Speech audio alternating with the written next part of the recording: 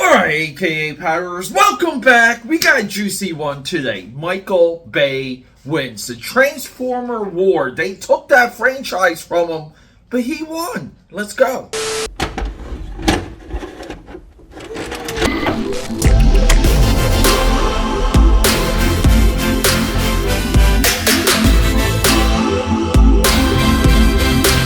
What is up, AKA Powers? Take 3. Because we're trying to put all the ideas together. Before we get into it, I'm just going to put up two graphics. Transformers The Last Night, worldwide box office, and Transformer Rise of the Beast, worldwide box office. But thank you, and welcome back to the channel. Peter A. DeLuca here, aka Pad696, with me, known through Philadelphia, PA, Europe, and the multiverse as the Eclectic One.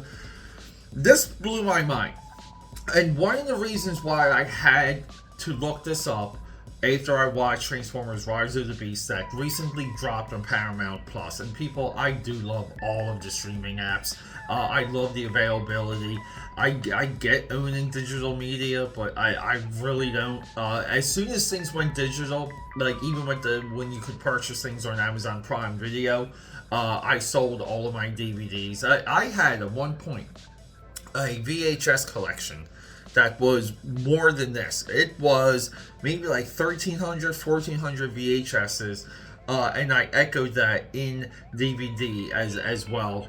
Let it all go. I don't really care. I'd rather absorb the content than hoard it. But anyway, so I'm a big Transformers guy. I'm a big Transformers fan.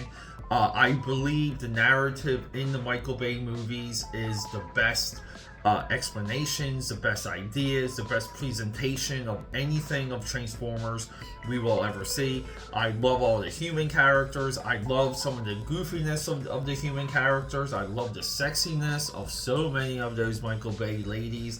I love the way how he shoots cars, how he highlights cars. And so if you're getting where I'm going, Transformers Rise of the Beast, I get it. You have Optimus Primal, you have the Maximals, you have the Terracons, you even got Unicron in this movie. And I'm watching the movie, and Transformers Rise of the Beast literally echoes plot points from all the other Michael Bay movies. And this kind of gives you a little bit of a nugget of what Bumblebee is. Because Bumblebee is unique in just the way it presents itself as a plot, as a story, and the things that we learned about the Transformers along the way. Bumblebee truly is unique, but Transformers Rise of the Beast is just an iteration, an interpretation of what they feel like Michael Bay did best. And we have to keep in mind, Optimus Primal was developed by Michael Bay for, I believe, The Last Night. And they just carried over those designs. So they just added hair. But some of that pre-design or pre-production artwork is phenomenal for Optimus Primal. He was almost like piano black finished.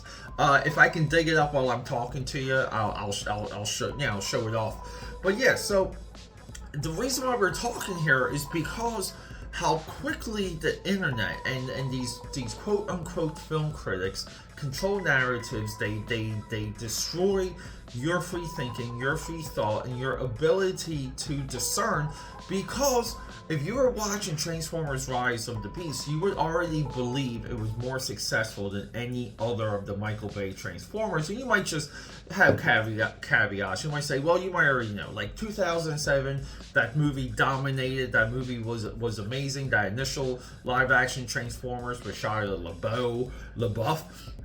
And you might be like, yeah, and people showed up for Revenge of the Fallen, and then the rest is crap. It's not true. Dark of the Moon is a phenomenal. That is my absolute favorite of all of these Transformers. I will watch Dark of the Moon over the animated 1986 Transformers, the movie. Yeah, I know. Isn't that crazy?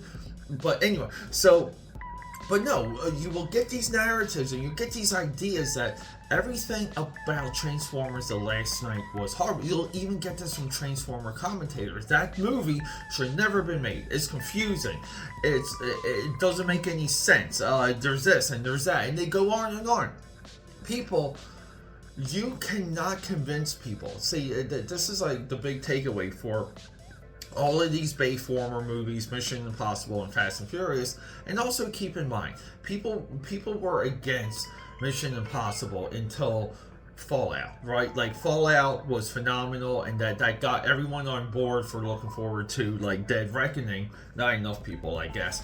But now you can say, oh, it's one of the greatest action movie franchises of all time. No, Mission Impossible was one of the best action movie franchises of all time, with number 3. The third one aren't, and I do love that second one. But no, so getting back to this Transformer conversation, these high horse critics, these high horse wannabe influencers, thought gatekeepers, we'll call them, they want you to believe that Michael Bay has contributed nothing to Transformer lore, and there's no advertising campaign to convince people for repeat viewership, for initial excitement, and for that entry dollar. The advertising only creates the awareness of when the drop is happening, and that is it. The advertising just lets you know something is in the ether. I was in Paris. When I was in Paris, we saw Transformers Rise of the Beast everywhere in Paris. We saw it in Italy, not as much in Italy, but it was really everywhere in Paris.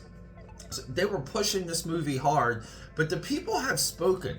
There's $100 million difference between The Last Knight, that people say is a horrible movie, versus the Unicron, the Maximal, the Beast Wars movie, the Beast Wars live action. A generation of fans grew up on Beast Wars. There's a built-in audience for it, and you saw that excitement with the initial Transformer Rise of the Beast trailers. There's over $100 million difference between these two movies worldwide, and you have to ask yourself why. And you also have to ask yourself, why is no one caught that? No one really has any true commentary on why an audience adopted one and not the other, when we're made to believe that Transformers Rise of the Beast is already a greater, bigger, better, more perfect movie than The Last Knight. I don't know, people. When I kind of see this stuff, my head spins, my head explodes. I did have a different video planned today, so we'll maybe focus on that tomorrow. But I just had to get it off my chest, so a little bit of a rant. Let me know. Like, is it crazy? Is it crazy? Are we being manipulated in just the way we're supposed to think and see some of these movies? Videos like this, I'm happy to put them out there because I'm the only one. Like, it's crazy. I mean, I feel like I'm the only commentator with this position. Let me know if I'm crazy. Guys, I love you. Rock and roll. Subscribe, support. Subscribe, support. Leave a comment. Rock and roll.